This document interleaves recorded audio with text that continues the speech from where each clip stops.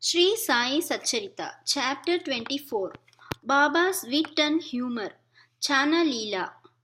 1. Hemadban. 2. Sudama. 3. Anna Chinchanikar versus Maushibai. Preliminary. Unless we surrender our ego to the feet of our Sadguru, we will not succeed in our undertaking. If we become egoless, then our success is assured. By worshipping Sai Baba, we attain both the objects, worldly and spiritual, and are fixed in our true nature and get peace and happiness. Therefore, those who want to accomplish or gain their welfare should respectfully hear Sai Baba's Leelas or stories and meditate on them. If they do this, they will easily attain the object of their life and get bliss. Generally, all people like wit and humor, but they do not like that jokes should be cut at their expense. But Baba's method was peculiar. When it was accompanied with good gestures, it was very interesting and instructive, and the people therefore did not mind, even if they were held up to the ridicule. Hemadban gives his own instance below. Channa Leela. In Shirdi, a special bazaar was held every Sunday, and people from the neighboring villages came there, erecting booths and stalls in the open street and sold their wares and commodities. Every noon the masjid was crowded, but on Sunday it was crowded to suffocation. On one such Sunday, Hemadban sat in front of Baba, shampooing his legs and muttering God's name. Shama was on Baba's left, Vaman Rao to his right. Shriman Bhutti and Kaka Sahib Dikshit and others were also present there. Then Shama laughed and said to Anna Sahib, "See that some grain seems to have stuck to the sleeve of your coat." So saying, he touched the sleeve and found that there were some grains. Hemadban straightened his left forearm to see what the matter was, and to the surprise of all, some grains of gram came rolling down and were picked up by the people who were sitting there. This incident furnished a subject matter for joke.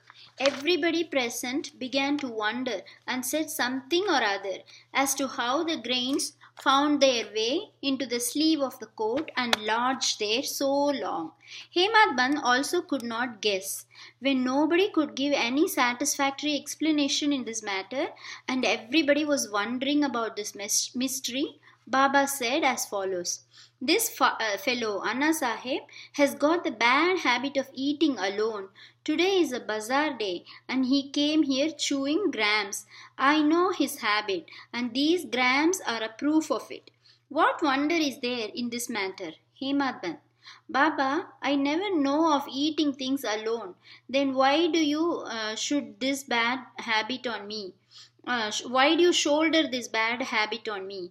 I have never yet seen Shirdi Bazaar. I never went to the bazaar today.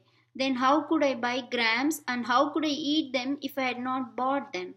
I never eat anything unless I share it with others present around me at the time of my meals. Baba, it is true that you give to the persons present, but if none is, be nearby, what could you or I do? But do you remember me before eating? Am I not always with you? Then do you offer me anything before you eat? Moral. Let us mark and note carefully what Baba has taught us by this incident. He has advised us that before the senses, mind, and intellect enjoy their objects, first he should be remembered, and if this be done, it is in a way by making an offering to him. The senses, etc., can never remain without their objects. But if those objects are first offered to the Guru, the attachment for them will naturally vanish. In this way, all the vrittis, subtle thoughts regarding desire, anger, avarice, etc., should first be offered and directed to the Guru. And if this practice be followed, the Lord will help you in eradicating all the vrittis. When before enjoyment of the objects you think that Baba is present, the question whether the object is fit to be enjoyed or not will at once arise. Then the object that is not fit to be enjoyed will be shunned, and in this way our vicious habits or vices will disappear and our character will improve. Then love for the Guru will grow and pure knowledge will sprout up. When this knowledge grows, the bondage of body consciousness, we are the body, will snap and our intellect will be merged in spirit consciousness. We are the spirit. Then we shall get bliss and contentment. There is no difference between Guru and God. He who sees any difference in them finds God nowhere. So, leaving aside all ideas of difference, we should regard Guru and God as one. And if we serve our Guru as stated above, God will be certainly pleased, and by purifying our minds, will give us self realization. To put the matter in a nutshell, we should not enjoy any object with our senses, etc., without first remembering our Guru.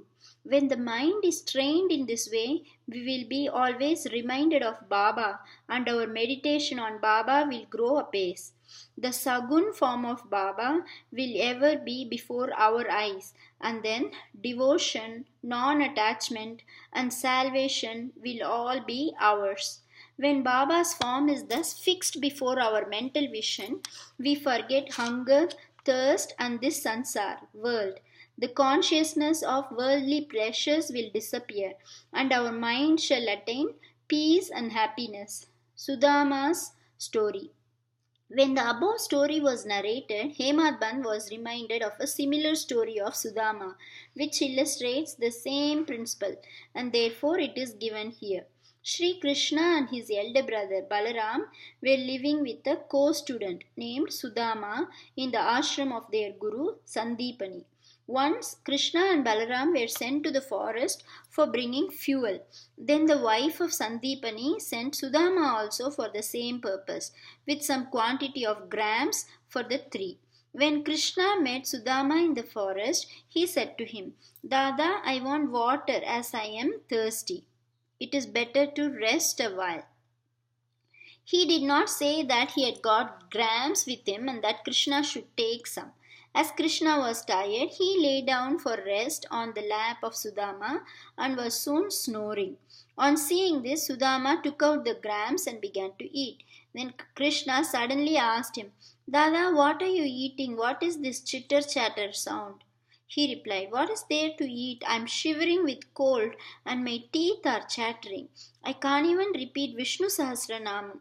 Hearing this, the omniscient Krishna said, I just had a dream in which I saw a man eating things of another, and when asked about this, he said, What dust should he eat? Meaning thereby that he had nothing to eat. The other man said, Let it be so.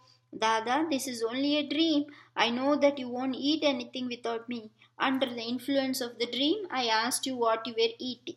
If Sudama had known the omniscient Sri Krishna and his Leelas, he would not have acted as he did. Therefore, he had to suffer for what he did. Though he was the chum of Sri Krishna, he had to pass his later life in utter poverty. But when he later offered Krishna a handful of parched rice earned by his wife with her own labor, Krishna was pleased and gave him a golden estate to enjoy. This story should be remembered by those who have the habit of eating things alone without partaking them with others. The Shruti also emphasizes this lesson and asks us to offer things first to God and then enjoy them after they are renounced by Him. Baba also has taught us the same lesson in his inimitable and humorous way. Anna Chinchinikar versus Maushi Bai. Hemadban now describes another witty incident in which Baba played a peacemaker's part. There was one devotee by name Damodar Ganashyam Babare, alias Anna Chinchinikar. He was simple, rustic, and straightforward. He cared for nobody, always spoke plainly, and carried all dealings in cash. Though he looked outwardly harsh and uncompromising, he was good natured and guileless. So Sai Baba loved him. He has willed away all his property to Sri Sai Baba Sansthan, Shirdi. One day, like others serving Baba in their own way, this Anna was shampooing the left arm of Baba, which rested on the katada railing. On the right side, one old widow named Venubai Kaujalgi, whom Baba called Mother and all others called Maushibai, was serving Baba in her own way. Maushibai means mother's sister, aunt. This Maushibai was an elderly woman of pure heart. She clasped the fingers of both her hands round the trunk of Baba and was at this time massaging Baba's abdomen. She did this so forcibly that Baba's back and abdomen became flat and Baba moved from side to side. Anna on the other side was steady, but Maushiba's face moved up and down with the strokes. Once it so happened that her face came very close to Anna's. Being of a witty disposition, she remarked, "Oh, this Anna is a lewd fellow. He wants to kiss me. Even being so old with grey hair, he feels no shame in kissing me." These words enraged Anna, and he pulled up his sleeves and said, "You say that I am an old bad fellow. Am I quite a fool? It is you who has picked up a quarrel with me." All the persons present there were enjoying this encounter between them. Baba, who loved both of them equally and wanted to pacify them, managed the affair very skillfully. Lovingly, he said, "Oh Anna, why are you unnecessarily raising this hue and cry? I do not understand what harm or impropriety is there when the mother is kissed." Hearing these words of Baba, both of them were satisfied, and all the persons laughed merrily and enjoyed Baba's wit to their heart's content. Baba's characteristics. His dependency on Bhaktas. Baba allowed his devotees to serve him in their own way and did not like any other persons interfering in this. To quote an instance, the same Maushibai was on another occasion kneading Baba's abdomen. Seeing the force used by her, all other devotees felt nervous and anxious. They said, "Oh mother, be more considerate and moderate, otherwise you will break Baba's arteries and nerves." At this, Baba got up at once from his seat and dashed his satka on the ground. He got enraged and his eyes became red like a live embers. None dared to stand before Baba. Then he took hold of one end of the satka with both hands and pressed it in the hollow of his abdomen.